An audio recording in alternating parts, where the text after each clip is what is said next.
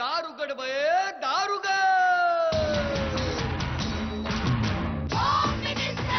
कोणाला बघ, शाळेला उशीर होतो. आज कामवाली बाई पण नाही आली. पदरावरती सरकारीचा मोर नाच राहावा, संसारातून वेळ काढून खेळ खेळूया नवा. मांजेकर पैठणी घेऊन आला. पहिली उघड कनदा. रोज वस्तूचं देणार.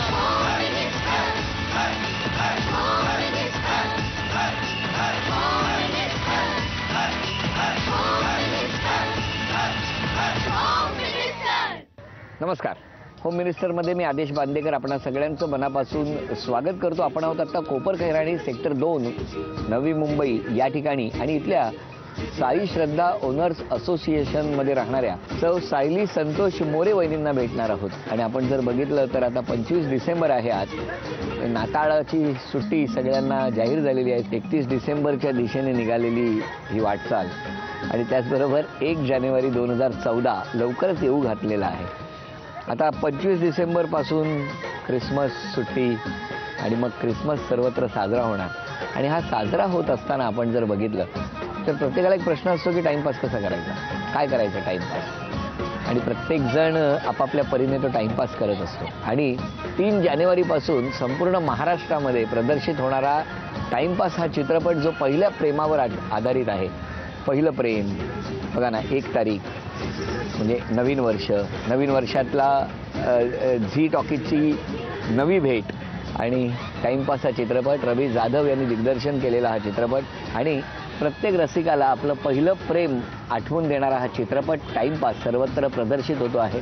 आता सुरुवात करूया कोपरखैराणीमधल्या या आजच्या भागाला आणि भेटूया सायली संतोष मोरे या वहिनींना. तेव्हा एकदाच असं झालं होतं. तुम्ही विसरला होता? मी विसरले होते आणि माझं असं आहे की मी पर्सच्या कोणत्या खणामध्ये. आणि तुम्ही म्हणता ते विसरायला. त्यांचा गुण लागला मला. त्यांचा गुण लागला. पण पोलीस असून तुम्हाला घरफोडी करावी लागली. नाही ना जरा ना. ते एखादी कुठला पदार्थ वगैरे केला तर त्याची कोणी नाव ठेवतं का म्हणायचं, ते चांगलं आहे म्हणून खायचं म्हणून तिला. म्हणजे कसाही झाला तरी चांगला म्हणून खायचं. रसमलाई सोडलं तर बाकी सगळे पदार्थ म्हणजे काही केलं ह्याने तरी गोड मानून घ्यायचं. असं नाही माझं म्हणणं की आय अग्री विथ यू. हो ना, बापरे काय प्रेम आहे. तुम्ही हात धरून ठेवा. बरं वहिनी नमस्कार.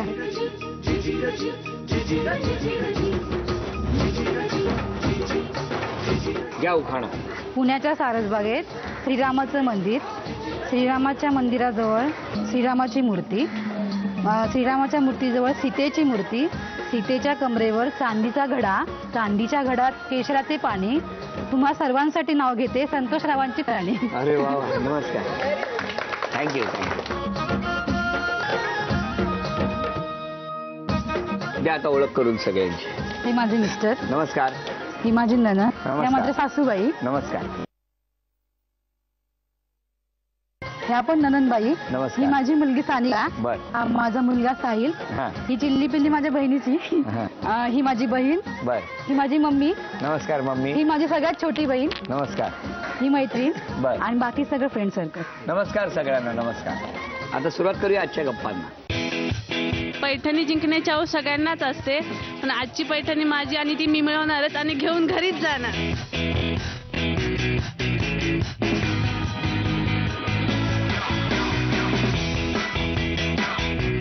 महाराष्ट्र की जो पैठणी है वो मेरी और आज मैं जीत के ही रहूंगी. नमस्कार. नमस्कार. कुठलं माहेर तुमचं? माझं माहेर रत्नागिरी. रत्नागिरीला कुठे? रत्नागिरीमध्ये खेड आहे.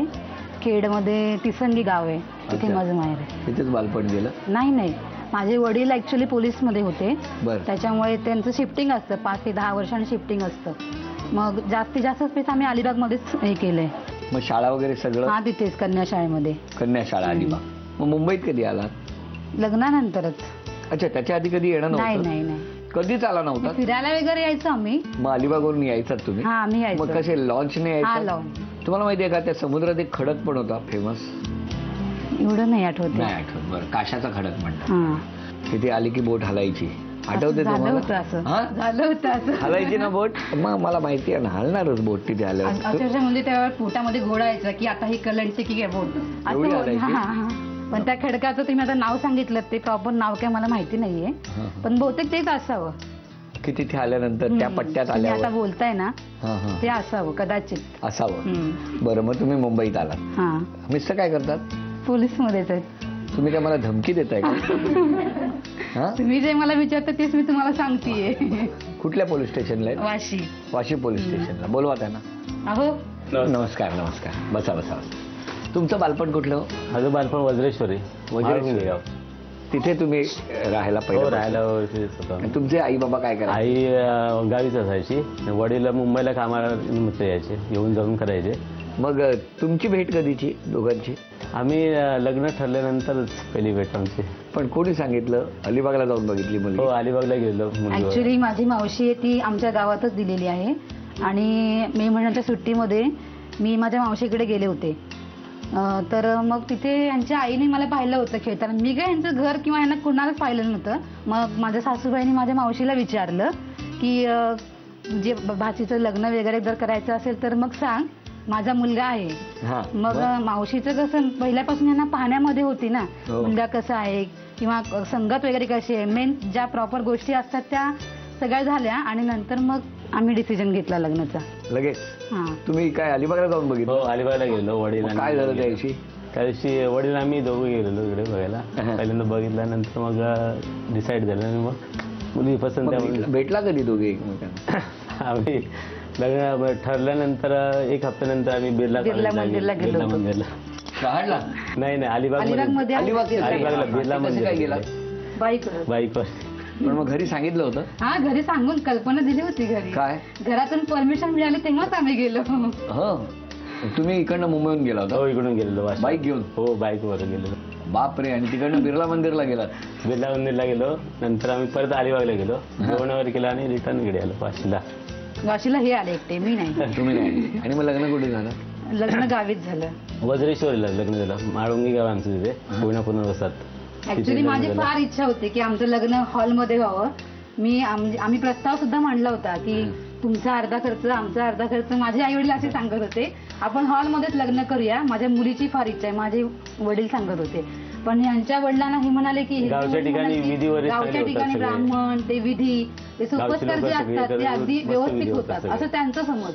त्याच्यामुळे आम्हाला काही बोलता आलं नाही मग? ते लग्न गावीच झालं हॉलमध्ये नाही नाही झालं. झालं. आता किती वर्ष आहे लग्नाला 12 वर्ष झाली 2002 मध्ये लग्न झालं 2002 12 वर्ष झाली मग आता 15वा वाढदिवस करा हॉलमध्ये हो करणार कसा आहे स्वभाव यांचा वहिनींचा चांगला आहे मन मिळव आहे बोलायला वगैरे चांगले चांगले आहेत आणि हे हो मिस्टर हे पण तसेच आहेत पण थोडे विसराळ आहेत कधी कधी तापट वृत्ती असते त्यांची पण चिडतात? ते कामाच्या स्ट्रेसमुळे होऊन जातं रागावतात हा म्हणजे अशी कधी वेळ येते का की वहिनींच्या एखाद्या स्वभावामुळे किंवा तुमच्या स्वभावामुळे घरफोडी करावी लागते हो घरात एकदा झालेला मी म्हणजे लग्नाला नवीन झालेलं ना तर त्यावेळेस घाई गडबडीमध्ये एखादी चावी विसरून गेलेली हा आणि मग लॉक होऊन गेलं लॉक झाल्यानंतर परत रिटर्न आल्यानंतर काही चावी काही मिळाली नाही मग? मग लॉक तोडायला लागलं तेव्हा एकदाच असं झालं होतं तुम्ही विसरला होता मी विसरले ते आणि माझं असं आहे की मी पर्सच्या कोणत्या खणामध्ये चावी ठेवले तेच मला लक्षामध्ये येत नाही अजूनपर्यंत असं आणि तुम्ही म्हणता ते विसरालोय त्यांचा गुण लागला मला त्यांचा गुण लागला पण पोलीस असून तुम्हाला घरफोडी करावी लागली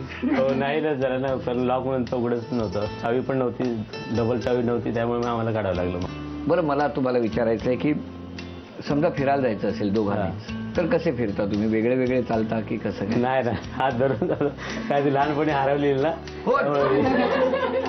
काय वहिनी कुठे हरवलेला लहानपणी म्हणजे त्याला हात धरून जेव्हा घेऊन 7 जावं वर्षाचे होते हा परत काय ऐकू हरवू नये नका. म्हणून वाटतं तुम्ही जेव्हा 7 वर्षाचे होते हा. तेव्हा मी पुण्यावरून म्हणजे सुट्टीसाठीच गेले होते आजीकडे तेव्हा माझी आजी मावशी आणि माझी मम्मी आम्ही ट्रेनमधून इकडे येत होतो कर्जतला आम्ही राहायचो होतो तर कर्जतला उतरल्यानंतर फार म्हणजे इतकी गर्दी होती की माणसं अक्षरशः एकमेकांना गर्दीचे लोटच्या लोट ढकलत होते बघत नव्हते की लहान मुलं आहेत किंवा काय आपण कसं त्यांच्यावर बिहेव करायला पाहिजे असं काही ते बघतच नव्हते त्या गर्दीच्या ओघामध्ये मी बाहेर फेकले गेले बरोबर. आणि मग मला माझी मम्मी किंवा आजी दिसत नव्हती मी इतका हैदोस मग घातला होता की माझी मम्मी कुठे खूप रडत होते अर्ध्या पाऊण तासाने एक कोणतरी सरदारजी होता तो जवळ आला तो म्हटला की तू रडू नकोस तुझी मम्मी कोण आहेत मी तिथे सांगतो तुला तू फक्त माझ्याजवळ शांत उभी राहा. पण ती व्यक्ती अनोळखी असल्यामुळे त्याच्याजवळ पण उभं राहणं मला अधिकच भीतीचं असं वाटत होतं. हो हो हो. पण तरी पण मी अर्धा पाऊण तास रडत रडत का होईना त्याच्यावर उभी राहिले.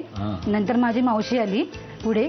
मावशी तिचा असा समज झाला की ह्याने तिला काहीतरी बहुतेक साईडला वगैरे काढून किडनॅप वगैरे काय असं काही त्याचं प्लॅनिंग वगैरे असेल. पण तसं काही नव्हतं. त्याने सांगितलं की असं काही नाहीये, ती गर्दीतून बाहेर फेकली गेली, फक्त ती तुमच्यापासून ताटातूट होऊ नये म्हणून मी तिला एक ते कळलं. पण अर्धा पाऊण तास फार म्हणून हरवून हात धरूनच फिरता? नाही आता नाही, मुलं होण्याच्या अगोदर तू सांगता येते. त्याच्यानंतर आता मी काही कुठे हरवणार नाही. पण तुम्हाला भीती वाटते की नाही हरवतील म्हणून? लहानपणी हरवली ना म्हणून मग असं थोडं. पण रस्ता क्रॉस करताना हात धरून खोटं सांगतायत. मी क्रॉस करते रस्ता, पण हे माझ्या आधी रस्ता क्रॉस करून पुढे होतात. हो का? हो, हात देऊन देतो ना, गाड्यावर स्पीडला येते, ट्रॅफिक मध्ये ते पुढे राहतात आणि गाड्या थांबवतात आणि मग तुम्हाला सांगतात. बरं, मला तुम्हाला विचारायचंय की क्रिसमसची काय आठवण आहे अशी? नाही, ते क्रिसमसचं कसं आहे, मुलांना सांगतात ना शाळेमध्ये क्रिसमस डेकोरेशनसाठी जे मटेरियल वगैरे लागतं किंवा ते प्रोजेक्ट वगैरे असतात त्या मुलांचे, ते घरी करायचे. ते घरी प्रिपेअर करून द्यावं लागतं. मग हे घरी केलं तुम्ही? हे रेडीमेड आहे सगळं, मी फक्त हँड केलंय. मग घरीच केलं ना, रेडी आणून ते मेड केलं. ओके. हा, बाकी काय आठवणी एखादी सांगा, क्रिसमसची एखादी आठवण? क्रिसमस वाशीला गेलो. दोघा मुलांना अशी जनरल आयडिया दिली होती की क्रिसमस म्हणजे ती मुलं विचारतात उत्सुकतेपोटी, मम्मी काय असतं हे सांता क्लॉज किंवा हे क्रिसमस? तर मी त्यांना सांगितलं की असं व्हाईट बेड मध्ये एक म्हातारा माणूस असतो, त्याच्या काखीमध्ये अशी गिफ्टची अशी बॅग असते, मग ते लहान मुलांजवळ बोलवतात, त्यांना चॉकलेट देतात आणि मग नंतर गिफ्ट देतात. असं म्हणजे ते सांता क्लॉजचं जनरल हे असतं. मग आम्ही वाशीला गेलो होतो क्रिसमसच्या, म्हणजे त्या पिरियडमध्येच आम्ही फिरायला गेलो होतो. तिथे त्या शॉपमधून एक मुलगा बाहेर पडला, सांता क्लॉज तो बनला होता. तर मी सांगितलं होतं तो व्हाईट असतो, त्याची व्हाईट बियर्ड असते. ह्याने ज्या व्यक्तीला पाहिलं तो व्यक्ती अतिशय म्हणजे त्याने मास्क पूर्ण असं काळं काळं केलं होतं, व्हाईट बेड होती. मला वाटतं त्याचा तो ओरिजिनल कलर असेल, काळा काळाच होतं पूर्ण. मग हा त्याला बघून धावतच सुटला की हा सांता क्लॉज नाही, हा सांता क्लॉज नाही म्हणून. आणि तुम्ही पण धावला? मी नाही धावले, मी सांगत होते हा सांता क्लॉज आहे म्हणून. आणि तुम्ही तेव्हा काय करत होते? आम्ही काय साईडला बघत होतो. आता 8 वस्तू इथे आपण ठेवणार आणि बघणार आहोत की 25 डिसेंबरच्या दिवशी आज यांना किती बक्षिसं मिळत आहेत. तो 1 रुपया मिळाला तर त्या 4 वस्तू यांना मिळणार. 8 वस्तूंपैकी 4 वस्तू तुम्हाला मिळणार का आपण आता बघणार आहोत. पण तो 1 रुपयाचा टॅग मिळाला तर काय होईल? चला, वेळ सुरू झाली. घ्या पर्स. अरे वा, 10 रुपये. चला, ही एक वस्तू तुमच्याकडे आली. 3 संधी आहेत आता. 1 रुपया मिळाला पाहिजे. घड्याळ. वहिनींनी घड्याळ घेतलंय. वा वा. 510. 2 संधी गेलेल्या आहेत. आता 2 संधीमध्ये तुम्हाला 1 रुपया मिळालाच पाहिजे. घड्याळ घेतलं, कामावर जायला उशीर होतो वाटतं. 50. आता एकच संधी आहे. तेच घेऊया आपण, काय होईल ते होईल. 100 रुपये. त्यामुळे हे बक्षीस गेलं. नमस्कार. आता आरोप करायचे तुम्ही आणि तुम्ही ह्यांची बाजू घ्यायची. पहिला आरोप कोण करणार? आई घ्या, बोला. तिथं काय बोललं तिथलं लगेच राग येतो. राग येतो? काय हो, आरोप मान्य आहे? बरोबर, राग येतो, पण म्हणजे असं व्यवस्थित समजून सांगितलं तर काय नाही. मग बरं, आता नाही ना आलंय? नाही, अजिबात नाही. बोला. काय नाही, राग वगैरे तिला येतो, पण तेवढ्याच की लगेच निवडते. पण तिने एखादी कुठला पदार्थ वगैरे केला तर त्याची कोणी नाव ठेवतं का म्हणायचं. ते चांगलं आहे म्हणून खायचं, म्हणजे तिला कसंही झालं तरी करते चांगलेच, ती उत्तमच करते, कारण तिला पदार्थ करण्यात खूप आवड आहे. पण नाव ठेवलं तर काय? नाव ठेवलं की मग तिला खूप राग येतो. मग काय हो? असं आहे तिचं. ते रसमलाई सोडलं तर बाकी सगळे पदार्थ उत्तम बनवते. म्हणजे काय आहे रसमलाईचा रस? काय आहे? ऍक्च्युली रसमलाई म्हणजे यांची फेवरेट डिश म्हटली तर काही हरकत नाहीये.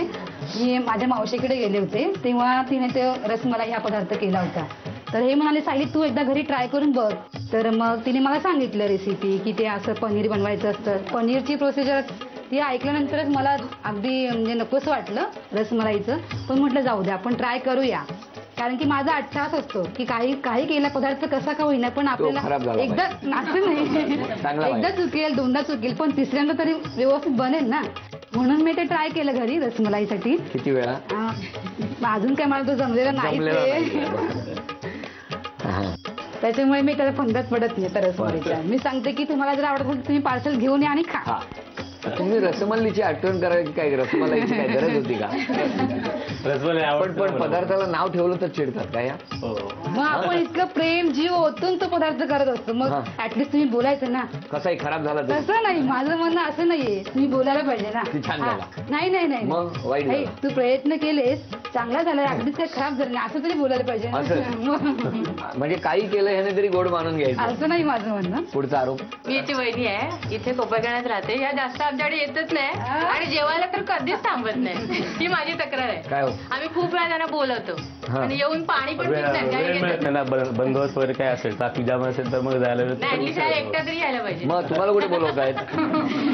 मला मुलांच्या ह्याच्यामुळे नाही एवढं जमत नाही. बरं आता यांच्या स्वभावातले चांगले गुण कुठले आहेत? तिला जर बोलले ना तर मी थोड्या वेळात मग म्हणते ती काय? की काय हो माई तुम्हाला राग आलं का. म्हणजे लगेच विसरून जातात आलेला राग लगेच विसरतात. तुमचं काय म्हणणं आहे? चांगलं काय नाही. नशी मन मिळावं कुठला कार्यक्रम झाला तरी आम्हाला नंदाना सासूला दिराला सगळ्यांना मिळून मिसळून घेणार असं कधी आलं तरी पण व्यवस्थित बसा चहा पाणी व्यवस्थित सगळं करते बाकी तसं काय नाही. आता तुमचं काय म्हणणं आहे या सगळ्या आरोपांवर? मी कौतुक मान्य करते. काय मान्य करते काय की त्याने जे माझ्यावर आरोप केले ते ते मान्य. काही अंश मी मान्य करते. काही अंशी म्हणजे हा आणि म्हणजे त्या जे काही म्हणतात की आम्हाला वेळ देऊ शकत नाहीत तो म्हणजे मला मी देऊ शकतच नाही ही खरी गोष्ट आहे.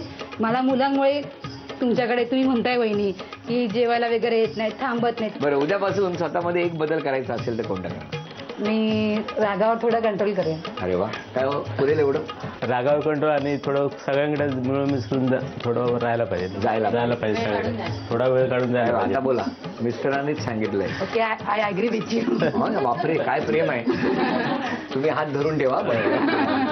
बर आता हा तन्मणी झी मराठी कडून तुमच्यासाठी अभिनंदन. आणि आता नाव कुणाचं जाहीर होणार ते आपण बघूया. घ्या एक चिठ्ठी काढा यातली कुठली. नाव इज फायनल. नाव आहे उमा संभाजी जाधव. नाव सांगा. उमा संभाजी जाधव. माहेर कुठलं? दिलाय रोड. Ballad road. इथे कुठे राहता? इथे कोपरखान्यात कुठे? नवी मुंबईमध्ये 89 रूम नंबर. कुठे पण? सेक्टर किती? सेक्टर 2.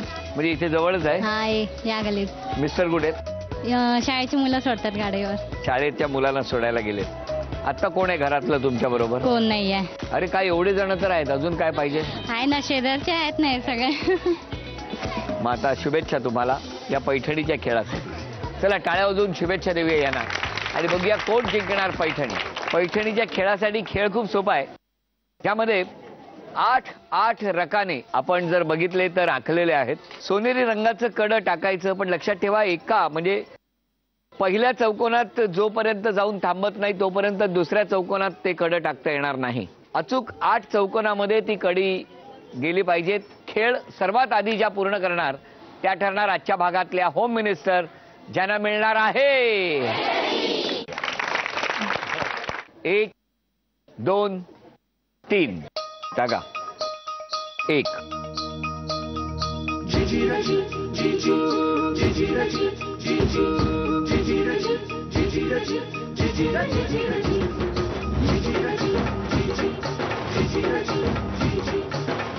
तुमचा अजून 4 नंबर कारण ते रेषेवर आहे 4 नंबर.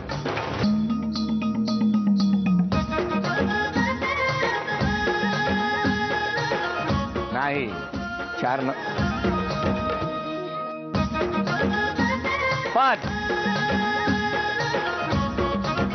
3 5 3 नाही 5 3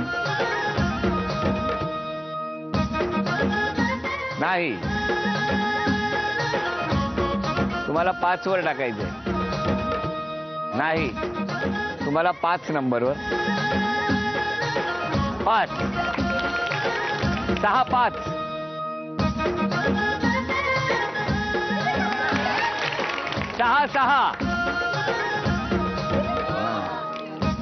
6 6 रेषेवर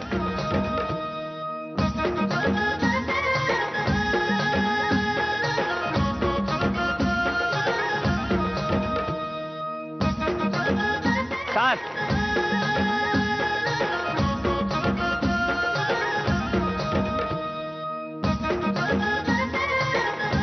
7-6 आतापर्यंत टाका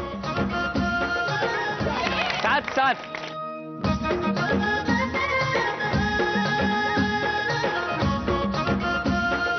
8-7 8-8 बघूया 8-8 झालेला आहे त्यामुळे आता दोघींनाही समान संधी यांनी आतापर्यंत आघाडी घेतलेली आहे त्या एका संधीमध्ये जर यांनी तो 9 हा आकडा राखला तर बरोबरी होणार आणि मग पुन्हा एक संधी मिळणार पण बरोबरी राखण्याची संधी आहे जर ही संधी हुकली तर पैठणी तुम्ही घेऊन जायची चला 9वी संधी अभिनंदन